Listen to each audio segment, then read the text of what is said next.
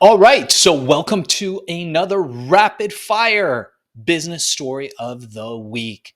This is part of our rapid fire series, and today we have an incredible guest with us, someone who's achieved extraordinary success and is here to share their unique business journey with you.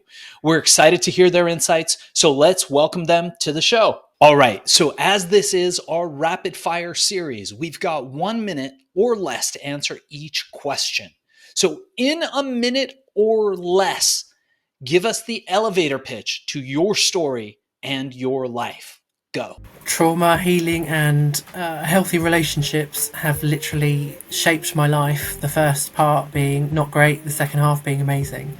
And the thing that really made the difference to me was actually finding the information that I needed about how to have healthy relationships, and also to find methods that actually treat trauma for good.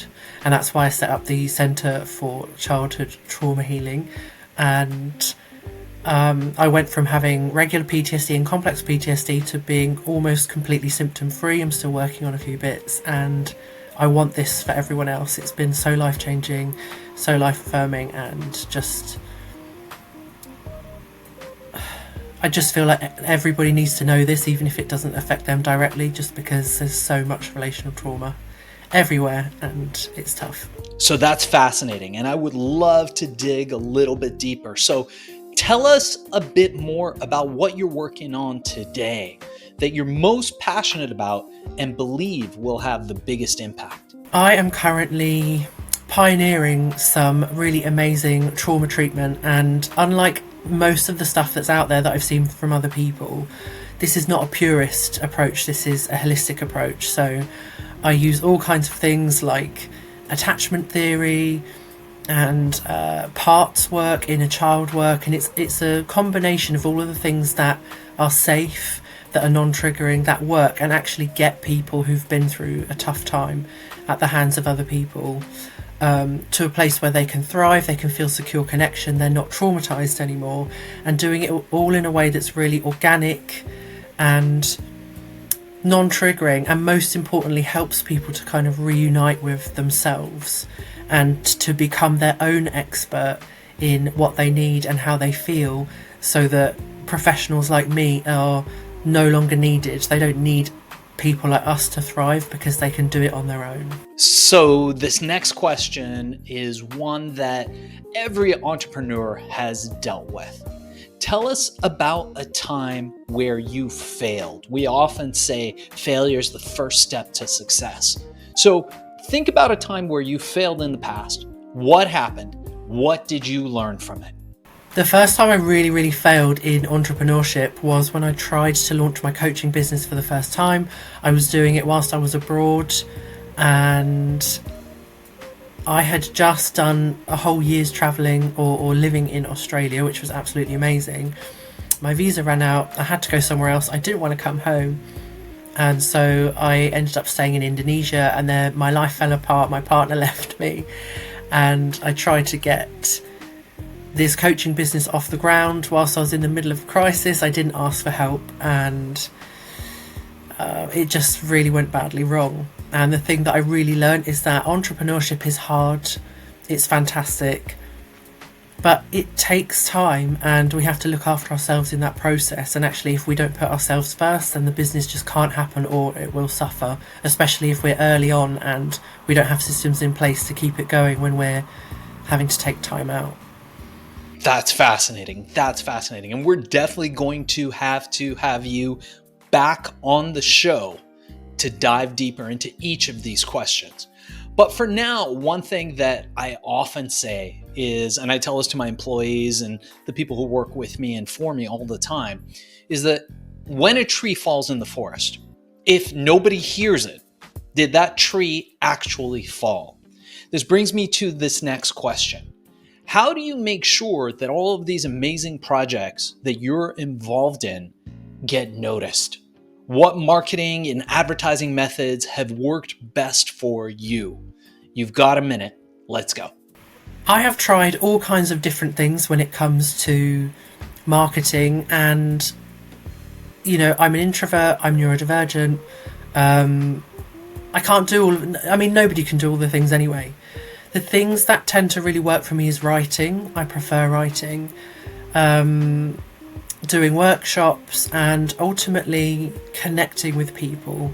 I'm an introvert, but I can do deep connection. Like, that's what I find easiest. So I rely on that, and just seeing how I can turn up in different spaces that honour that part of me.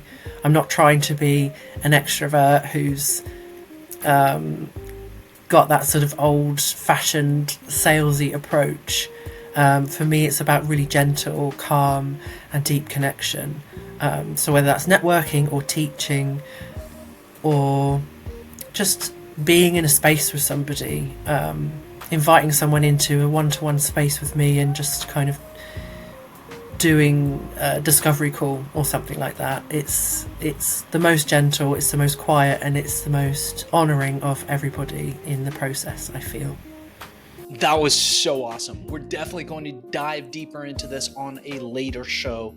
And as we approach our last question, before we ask people how people can get a hold of you, how people can reach you, learn more about the work that you're doing in your company, and we will include all that information in the show notes, what I wanted to ask you is, what is one piece of advice that you would offer to your younger self, to our audience, and to somebody, especially somebody who's just starting out in the same niche that you're in, but just doesn't know how to start or get going? Amazing stuff. We're going to have to thank our guest.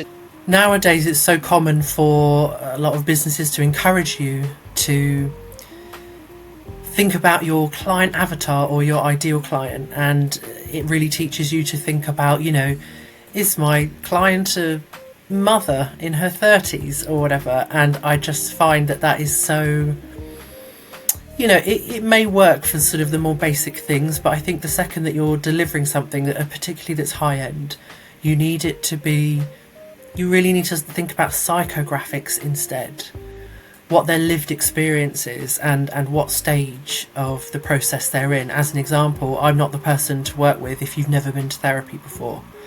I'm the person that you work with once you have done loads of therapy and you're ready for the solutions and to kind of finish it off.